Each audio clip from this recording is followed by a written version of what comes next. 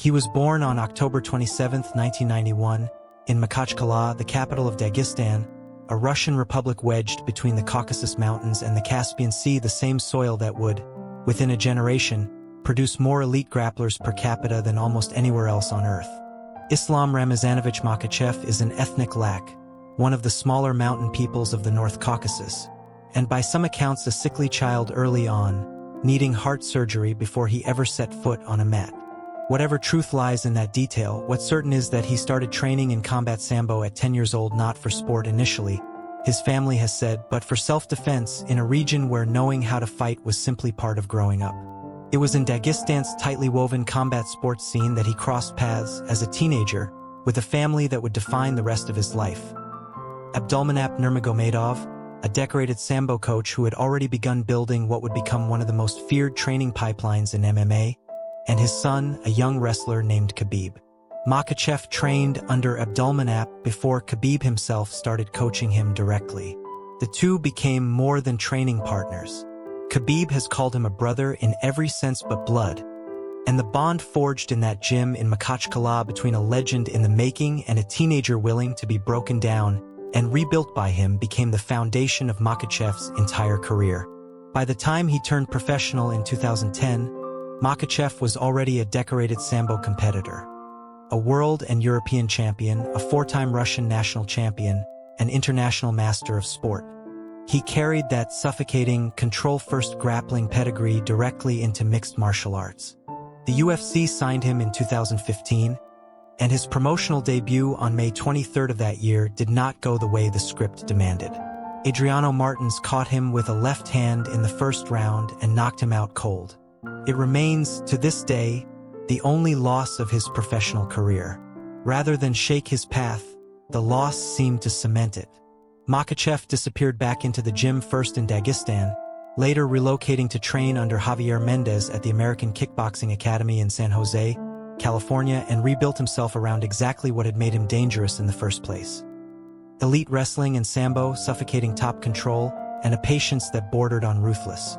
He returned that October and beat Leo Kuntz by second-round rear-naked choke. He would not lose again for over a decade.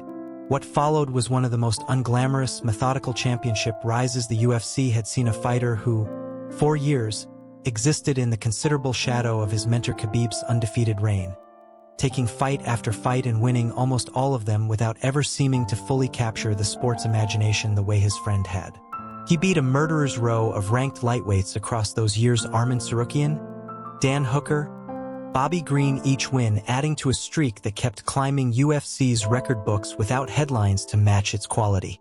The moment arrived on October 22, 2022, at UFC 280 in Abu Dhabi.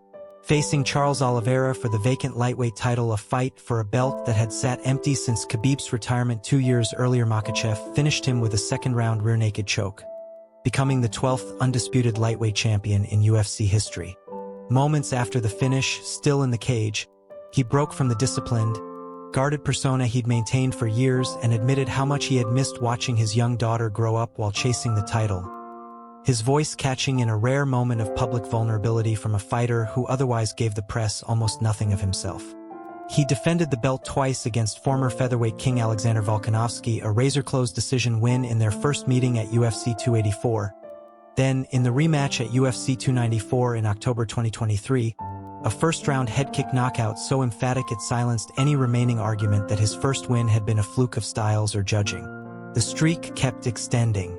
In June 2024, at UFC 302 in Newark, he submitted former two-time title challenger Dustin Poirier with a fifth-round arsechoke, a taxing, veteran-tested fight that pushed his win streak to 14, the third longest in UFC history at the time.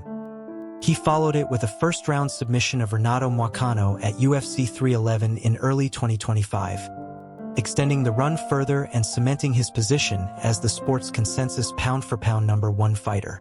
In November 2025, with the lightweight division seemingly out of fresh challenges, Makhachev made a decision that shocked much of the sport. He vacated the 155-pound title he had defended for 3 years and moved up to welterweight to challenge Jack Della Maddalena, the reigning 170-pound champion, at UFC 322 in Madison Square Garden. It was a significant physical gamble, moving up a full weight class against a younger champion riding an 18-fight win streak of his own.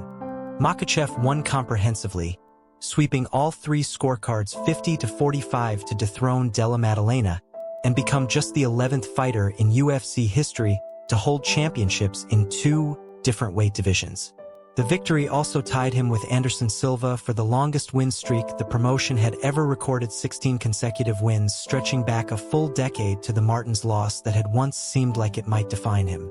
Standing in the middle of the octagon afterward, belt in hand, he said simply, "The belt, so heavy and I like it," before turning his attention, half-joking, toward a UFC event reportedly being planned at the White House, telling President Trump a frequent presence at UFC events and a friend of Dana White's to open the White House for his first welterweight title defense.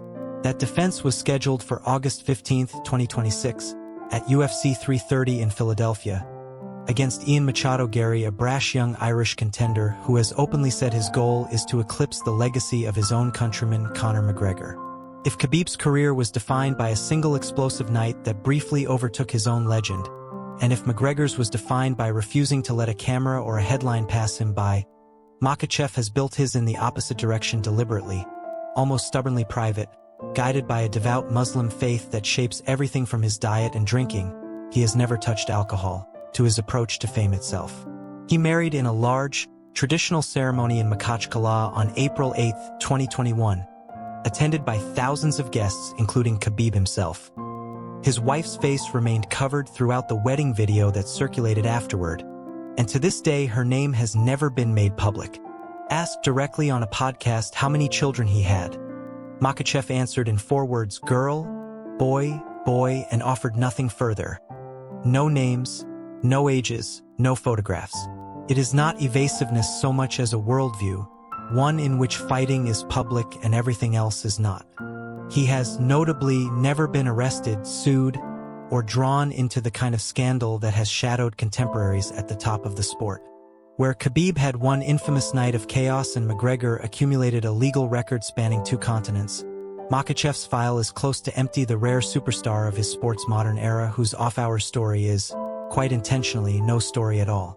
By the summer of 2026, Islam Makhachev stood at 28 wins and a single loss, a 2-division UFC champion, the sport's consensus best fighter pound for pound, and the owner of a win streak tied for the longest in UFC history, built not on knockout highlight reels or headline-grabbing chaos, but on a decade of suffocating, patient, relentlessly correct grappling learned in a gym in Makhachev from a coach who had already built one legend, and who saw in a scrawny, quiet teenager the material to build a second. Where his mentor Khabib walked away undefeated to keep a promise to a grieving mother, Makhachev has kept climbing, a champion whose loudest statements are made entirely with his hands, and whose life outside the cage remains, by his own design, a door nobody has ever managed to open.